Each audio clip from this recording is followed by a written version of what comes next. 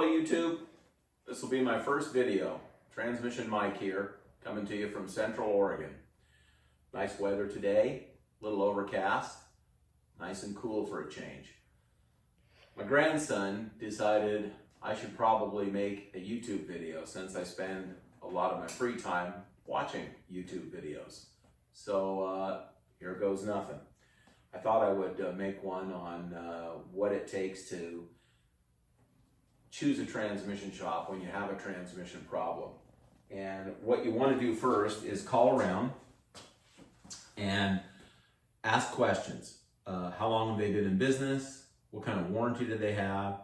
If your car is still drivable, if you can take it to them for a road test, and if they will give you the time to road test it, give you their idea of what's wrong with the car, what kind of shape your car is in, and then from there, you can kind of ask them for some kind of an idea of pricing so that you're not locked into a situation where, not so much anymore, but there are some shops in the past, chain shops, that would sell you an RDI, which is a remove, disassemble, and inspect. In my opinion, that is not the way to sell somebody a transmission. If you have enough experience building transmissions and you're an honest shop, you should be able to let the customer know, hey, this particular transmission, I've done many of these transmissions. Sometimes could be 50 of them, 100 of them. So they should have an idea of what the high and the low cost is to at least give you some idea of, hey, this is your best case scenario, this is your worst case scenario. If you like my shop, if you like what I've got to offer, you'll win a customer 90% of the time. If you wind up in a shop where you're sold an RDI, it's basically a price that seems too good to be true. $595, and we'll take your transmission out completely disassemble it, and we'll give you a written detailed estimate. Well, if they do that, that's great. What if you have a $8,000 car and you get a repair estimate of $6,500? If you'd have known that up front, you probably wouldn't have had them take the car apart.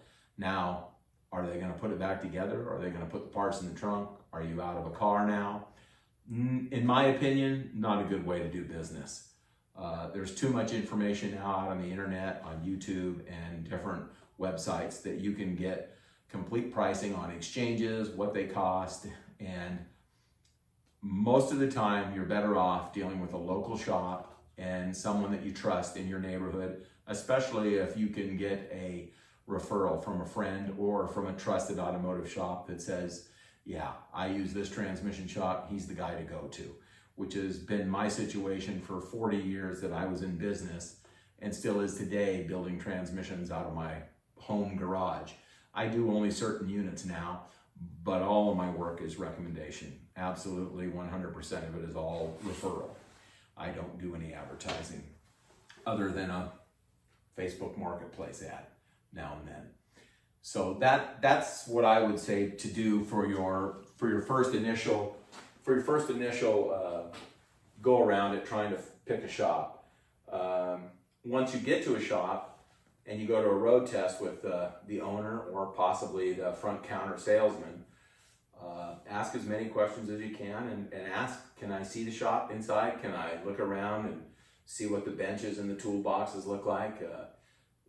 I've been in hundreds of different transmission shops over my career in this business, and I've seen some absolute horrendous shops, and I've also seen some very beautiful shops with some very good operators. They're out there, but you have to do your due diligence so you don't get in the wrong shop. The other thing that you'll run into from time to time is you could bring a car somewhere where a shop is slow and they're going to take a job on that maybe is out of their skill set, and because of the price of the job and the size of the ticket that it'll produce, they take a job on that maybe they probably shouldn't have, and that usually leads to a nightmare for the shop, for the customer, and for everybody else involved. So best to look around at the shop, ask a lot of questions, get some referrals, call maybe even general auto repair shops in the area and but ask them, I understand you don't do transmissions, but who would you send one to? Would you send one to shop A, B, and C, and after you've looked around at who's in your area? That'll give you a good starting point to find out if you're in the right shop or not when you finally decide to do it. If it's got to be towed, if it just quit moving, then I'm not a fan of towing it somewhere blindly. And you don't know for sure if it's a four-wheel drive vehicle. It could be a transfer case problem. It could be a driveline problem. Someone could have kicked your four-wheel drive shifter into neutral and now it doesn't move. There are definitely problems like that can exist, and you need to get it checked somewhere. So once it's towed somewhere to a shop that you picked, and have them, whatever their preliminary estimate is, to take a look at it. Some shops will do a very simple check for free. Others have a $50 or $100 charge or $150 charge. That is what it is, and shops have to get paid for their diagnostic time.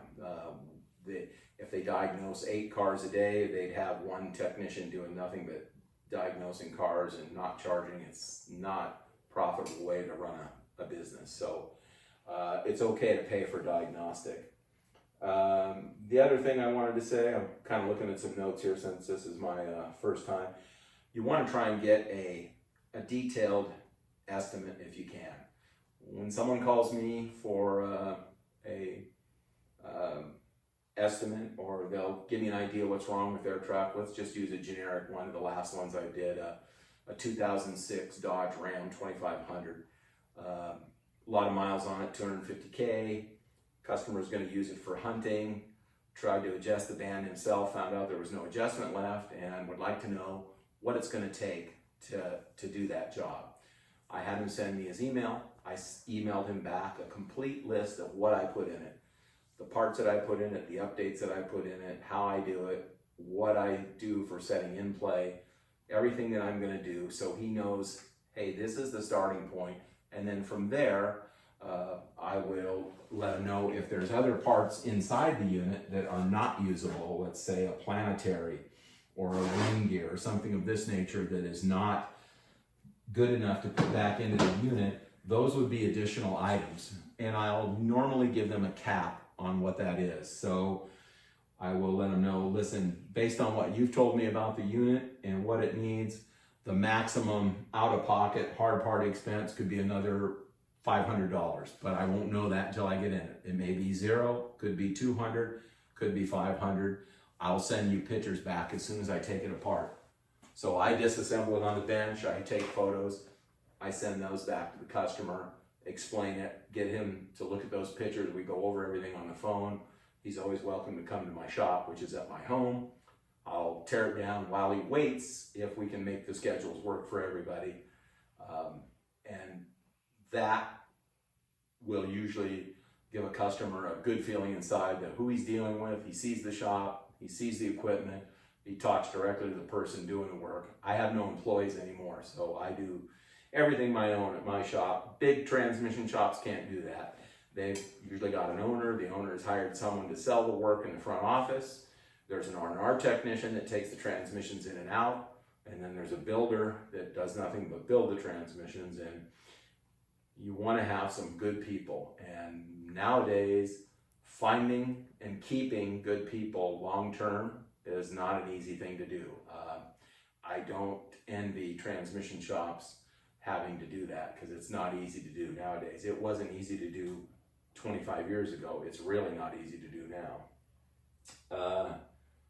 Visit a few shops, take a look at some of the shops and you grade them on your own. You can take a few hours out of your day and stop at 2 or 3 transmission shops, and you'll get 3 wildly different scenarios from each shop, and then you'll decide which one's got what you want and which one you better steer clear of. Technically, a rebuilt transmission is a soft parts kit, which is clutches and gaskets and O-rings, and a torque converter and bands, and maybe a couple of bushings. A complete rebuilt, updated, repaired transmission is much more than that goes into it, but they're both called quote, rebuilt transmissions.